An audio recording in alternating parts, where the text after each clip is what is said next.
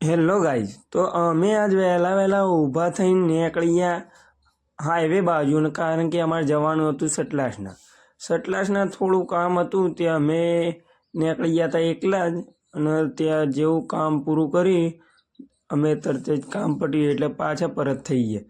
અને પાછા પરત થઈ ગયા એટલે ઘરે તો ના ગયા, ડાયરેક્ટ આવી ગયા અમે ઓફિસે.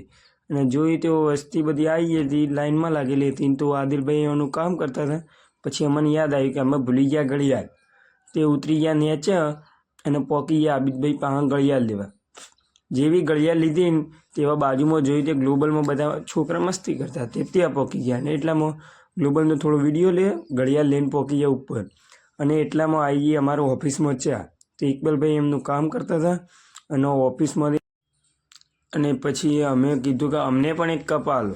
ત્યાં ભાઈ આગા પાછા હતા ને ઇકબાલભાઈ એવાના કામમાં બિઝી હતા. પછી ઇકબાલભાઈ એવાનું કામ ચાલુ જ રાખ્યું. અને અમે કીધું કે ભાઈ અમને તો ચા આલો, પણ ઇકબાલભાઈએ ના પાડી, તાંજો ના મળી. પછી અમે એક કપની લઈને પીવા બેઠા ચા. અને આ શાફીનભાઈ તો આવી ગયા વળી ગેમ રમવા. અને આ રહ્યા બેંકના સાહેબ. પછી એના પર ફોન આવ્યો લતીફભાઈનો કે અમારે વાડીએ આવો. તે ત્યાં જવાતું, પણ આ ભાઈ બધા વિચારતા હતા કે શું કરીએ, જઈએ કે ના જઈએ. પછી આ ભાઈને મશવરો લાગ્યો કે ના જવું પડશે. તે અમે નીકળી ગયા લતીફભાઈની વાડીએ, કારણ કે અમે બાઈકો લઈને જવાના. આ શું કહેવાય ભાઈ, તમે કોમેન્ટ કરો. તમે કદાચ તમારી વાડીમાં હશે તો તમે ખાધેલું જ હશે. દેખો તમને આ ઝૂમ કરીને બતાવી દઉં, કારણ કે તમે ના ખાધું હોય એવું બને જ ના, કારણ કે બધાના વાડીએ આવું હોય. કાળું કાળું શું કહેવાય તમે કોમેન્ટ કરો. પછી અમે થોડા ખાધા, પછી ત્યાં નીકળી ગયા અમે ઘર બાજુ, કારણ કે કામ પતી ગયું, આજનું વર્ક પૂરું થઈ ગયું. અને અમે ચડી ગયા ધાબા પર. અને શું લાગે છે વાતાવરણ, શું દેખાય છે, તમે પણ નજારો ખાલી ફેરવો, સાઈડમાં જુઓ. હા હા હા, શું વાતાવરણ છે. પછી અમે થોડા બેસી ગયા ખુરશીમાં, અને ઉપર લખી દીધું ફાર્મ હાઉસ, અને બનાવી કાઢ્યો વિડીયો.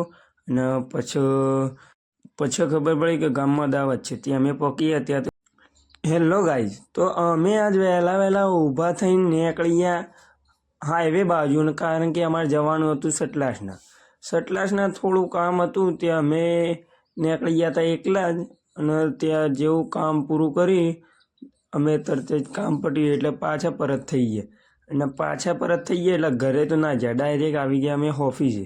અને જોઈ તો વસ્તી બધી આવી હતી, લાઈનમાં લાગેલી હતી. તો આદિલભાઈ એનું કામ કરતા હતા. પછી અમને યાદ આવ્યું કે અમે ભૂલી ગયા ઘડિયાળ. તે ઉતરી ગયા નીચે અને પહોંચી ગયા આબિદભાઈ પાસે ઘડિયાળ લેવા. જેવી ઘડિયાળ લીધી ને તેવા બાજુમાં જોયું તે ગ્લોબલમાં બધા છોકરા મસ્તી કરતા, તે ત્યાં